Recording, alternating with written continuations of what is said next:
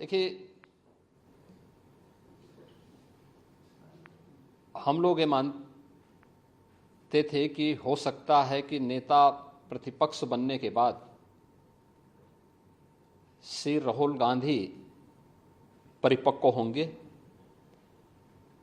लेकिन मुझे ये बोलते हुए अत्यंत खेद की अनुभूति हो रही है कि उनका बयान अभी बचकाने से उभर नहीं पाया है। एक अपरिपक्व बुद्धि का व्यक्ति ही इस प्रकार की बचकाना बयानबाजी करेगा। हिंदू भारत का मूल समाज है, भारत की आत्मा है। स्वामी विवेकानंद जी ने कहा था कि गर्व से कहो हम हिंदू हैं। हिंदू कोई जाति सूचक शब्द नहीं है, कोई संप्रदाय सूचक शब्द नहीं है। मत और पंथ से अलग भारत की मूल आत्मा है। श्री राहुल गांधी के इस बयान ने, जिसमें हिंदुओं को बारे में जो टिप्पणियां की हैं, यह सत्य से परे भारत की मूल आत्मा को लौहलुहान करने जैसा है। भारत माता के लौहलुहान करने के इस प्रकार के दुर्भाग्यपूर्ण बयान के लिए श्री राहुल गांधी को देश की जनता से माफी मांगनी चाहिए। राहुल गांधी के इस बयान से जिन लोगों ने प्रत्यक्ष अप्रत्यक्ष रूप से राहुल गांधी के बारे में कोई भ्रम पाला होगा, उनका यह भ्रम अवश्य टूट गया होगा।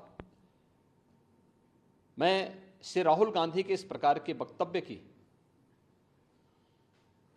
निंदा करता हूं और कांग्रेस पार्टी से कहता हूं कि वह श्री राहुल गांधी से भारत की जनता से माफी मांगने के लिए कहें। सर, एक और बयान उन्होंने पार्लियामेंट में दिया राहुल गांधी जी ने। उन्होंने कहा कि अयोध्या का नाम लिया और उनका अयोध्या में जिस तरीके से विकास के नाम पर लोगों का के यहाँ तोड़फोड़ की गई, अतिक्रमण किया गया, उनको मुआवजा नहीं दिया। आप किस तरीके से देखते हैं, कितना सत्य से परे है उनका बयान? देखिए, राहुल गांधी के दोनों बयान इस बात के प्रमाण हैं कि इनको सत्य से कोई वास्ता नहीं है। हमने लोकसभा चुनाव कैंपेन के दौरान भी देखा है, अनर्गल प्रलाप करके इन्होंने जिस प्रकार की गुमराह करने वाले वक्तव्य दिए थे, झूठे वक्तव्य दिए थे। संविधान का गला घोंटने वाले लोग संविधान के बारे में गुमराह करने वाले वक्तव्य देने के लिए विदेशी पैसे के बल पर चुनाव को प्रभावित करने का इन्होंने प्रयास किया।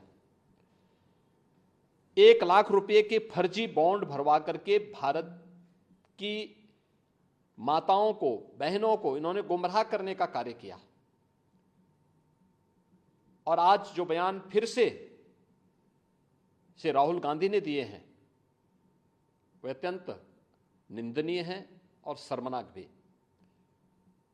अयोध्या को उसकी पहचान से वंचित किसने किया था? क्या सच नहीं कि इंडी गठबंधन से जुड़े हुए लोग इसके लिए जिम्मेदार हैं?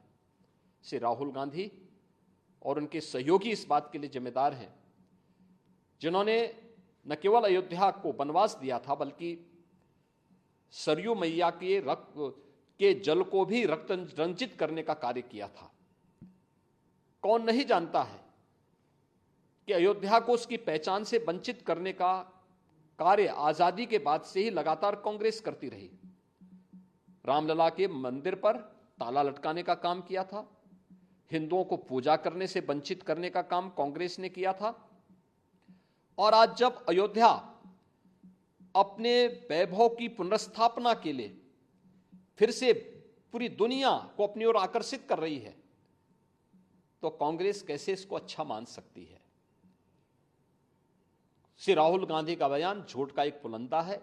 सच्चाई यह है, अयोध्या के अंदर 1733 करोड़ रुपए केवल मुआवजे के रूप में अयोध्या वासियों को प्रदेश सरकार ने उपलब्ध करवाए हैं। चाहे वह भक्ति पथ हो, राम पथ हो, जन्मभूमि पथ हो, चाहे वह एयरपोर्ट के निर्माण का हो, चाहे वह 14 कोसी परिक्रमा के मार्ग का हो, एक एक वहां के नागरिक को, जिसके नाम पे जमीन थी, जिसके नाम पे दुकान थी, जिसके पास दुकान का पोजीशन था, उन्हें प्रॉपर कंपनसेशन दिया गया। प्रॉपर कंपनसेशन देने के साथ ही जो दुकानें थीं, जो अपने पीछे दुकान बना सकते थे, उनके लिए उस प्रकार की एफआईआर में छूट दी गई। जिन लोगों के पास उस प्रकार की स्पेस नहीं थी, उनके लिए मल्टी लेवल कॉम्प्लेक्स बना करके वहां पर उन्हें शॉपिंग कॉम्प्लेक्स में उन्हें स्थान देने की कार्य को आगे बढ़ाया गया। श्री राहुल गांधी के बयान सत्य से परे हैं, झूठ का एक पुलंदा है। उत्तर प्रदेश और अयोध्या को बदनाम करने की साजिश है और भारत की छवि को, अयोध्या धाम की छवि को दुनिया के अंदर खराब करने की अपनी उस मानसिकता का हिस्सा है जो ये एक्सीडेंटल हिंदू लगातार आजादी के बाद से करते रहे हैं।